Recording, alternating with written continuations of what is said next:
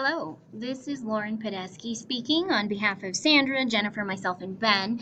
We are going to present Crotty's chapter on feminism for you today.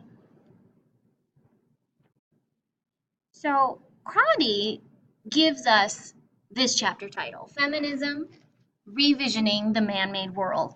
And he immediately offers two questions that we need to focus on. How do feminists envisage the human world they inhabit? And what are the assumptions that feminist researchers bring to their various forms of human inquiry? Now, I would guess that many of you have a sense of what feminism is already. It's one of those isms that is well known in the regular social world outside of the world of research. And for good or for bad, we have some assumptions coming in about what feminism means and what it means to be a feminist. I suspect that our project will give you a sense of the complicated nature of feminism and how many definitions there are that can be overlapping and can complicate our understandings of feminist research. So, looking at feminist research, we have an obvious question. What is feminist research? Now, Ben writes of this. There's no concrete definition for feminism or feminist research, but we did find a definition from Olivier and Tremblay that is useful and covers a broad base. It provides us with three defining principles here. The first one being a double dimension. That is, that feminism relies on a construction of knowledge from a feminist perspective, and then the production of social change in favor of women in particular. The second is that the research should be grounded in feminist values and beliefs. Now, as we go on in our presentation, you'll see that this can be complicated. And what it means to be grounded in feminist value and belief can have a lot of different definitions. The third one is an issue of diversity.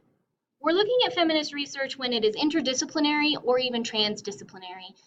And when Olivier and Tremblay say that, they're referring to the fact that feminism is a field that applies to many fields. And so it is interdisciplinary in that sense, but transdisciplinary in the sense that a feminist perspective can be used across disciplines and beyond disciplines to define its own self. And so within that, it's constantly being redefined. If we look at some of the important publications in feminism, we have two contrasting books. And I say contrasting with a grain of salt, as we'll discuss further on. But we have Stanley and Wise. They first published Breaking Out in 1983, which was republished in 93. And then we have Tong and Bott's Feminist Thought. And Ben writes of this that it's a classic resource in feminist theory. It's in its fifth edition. So I give you a sense of how we can think about feminism being constantly redefined and deconstructed in some cases.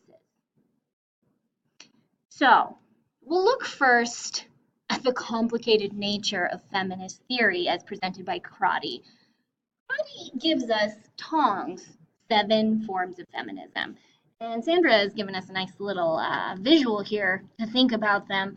What's interesting, and what we'll talk about later, is that our circles don't overlap in this visual, but Tong acknowledges that there could be overlap amongst them, which we'll explore further.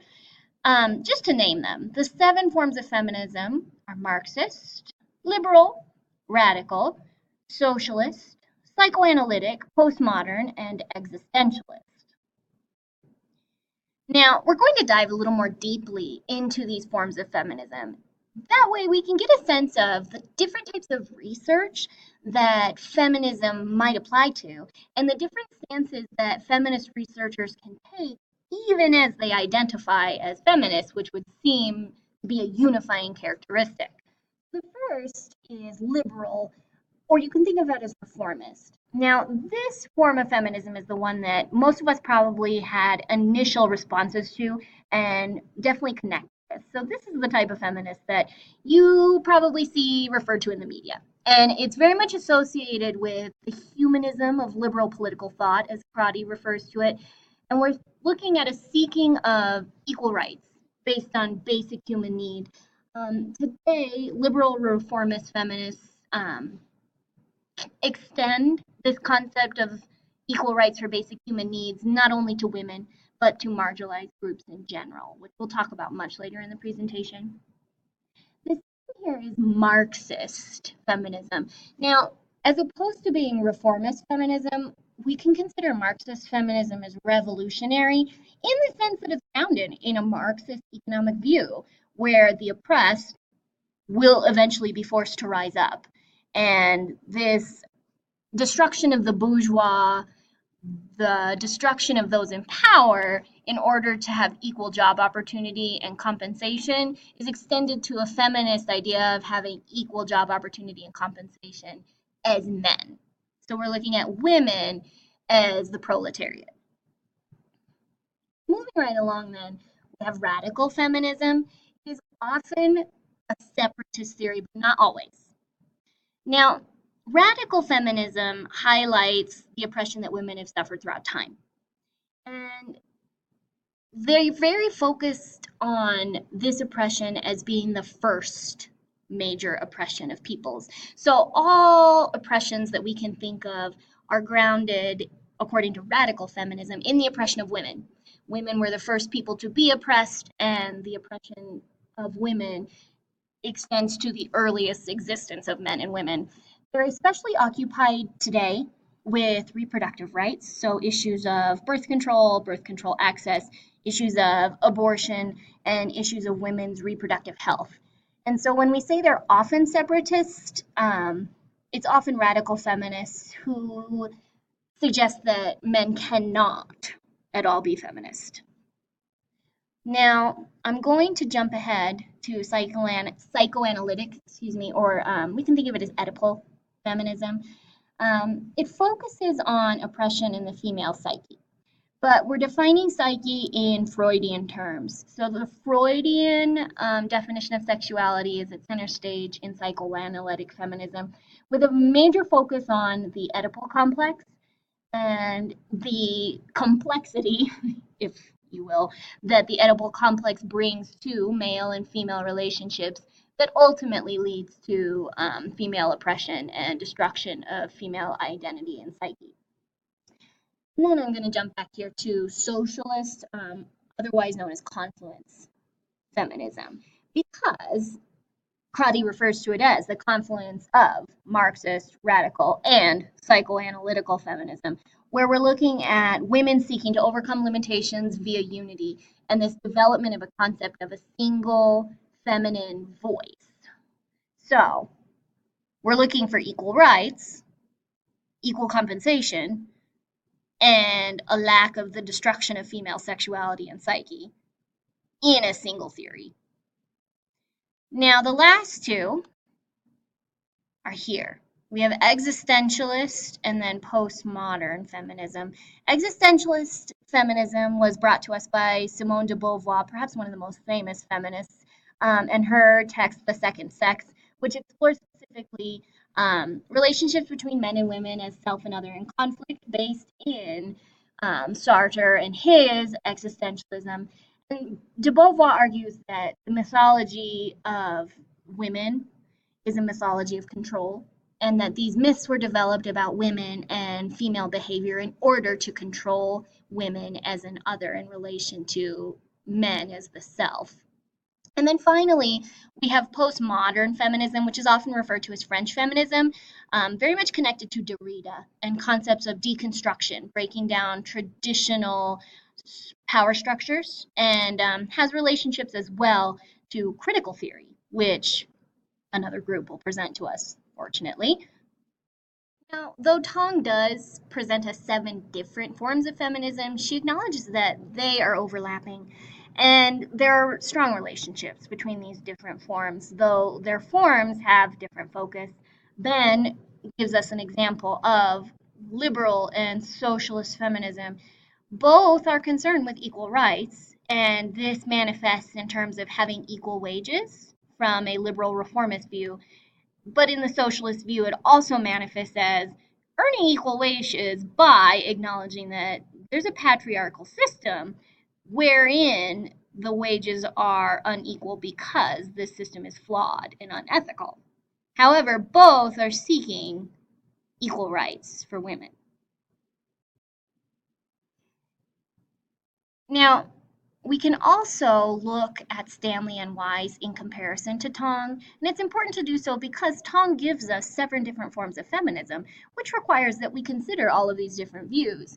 Stanley and Wise consider this categorization and saying you're a Marxist feminist, you're a liberal feminist, as quintessentially male.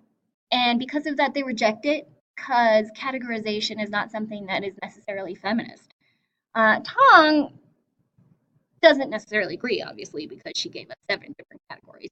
But she also recognizes that these categories overlap and there are relationships amongst these different types of feminism.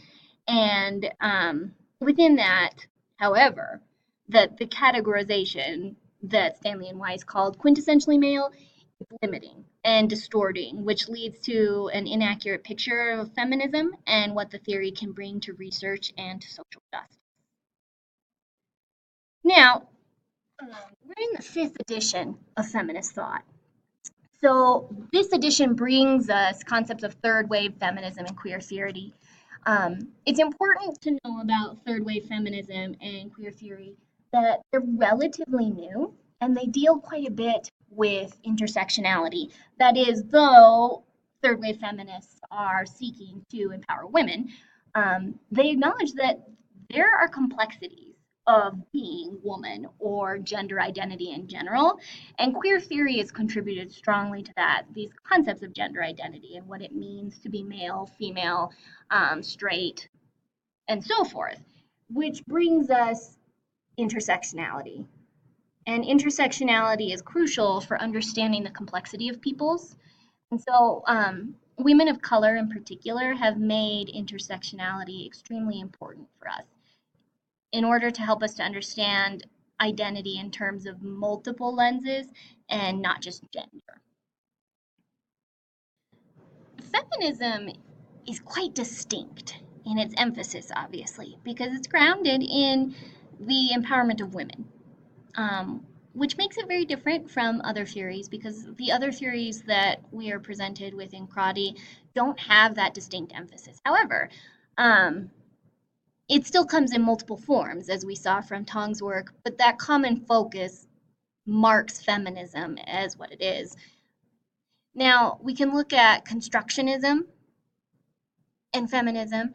Within constructionism, knowledge is contingent on human practice, and within feminist theory, it's constructed by those who engage in it.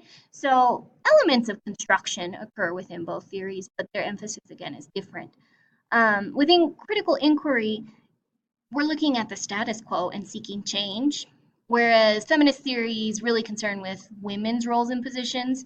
However, some feminists would argue that they are working from a critical lens, even as they identify as feminists. So these are not mutually exclusive either. Interpretivism seeks to understand a lot. There's much more to it than that, of course. Feminist theory is about change, not just understanding. So interpretivism might stop at saying there's a power differential. Feminist theory says that power differential is unethical. And finally, we have positivism, which, as we know, has a strong focus on objectivism, and it doesn't account for culture. Feminist theory heavily focuses on culture, and particularly the structures of culture that influence gender, gender identity, and male and female dichotomies. And so feminists don't necessarily have as much in common with positivism as they do with, say, critical inquiry and even constructionism. Now I need to wrap up quickly because I'm running out of time as usual, but feminism has a theoretical basis in educational research. These 3 articles are examples of feminist positions within educational research, such as changing the place of teacher ed, where they argue for a reimagination of storylines so that teachers can become more responsive and reposition themselves within feminist narratives. Me as the research instrument, which has implications for qualitative research in general. Science, Feminism, and Education, which explores the great Maria Montessori and the early building of femininity and masculinity in education. These 3 texts look at research methodology as feminist and the relationship between methodology and the improvement of feminist theory. And then finally, we have feminism and its other isms. Feminism often strongly identifies with other isms based in social justice, which these can show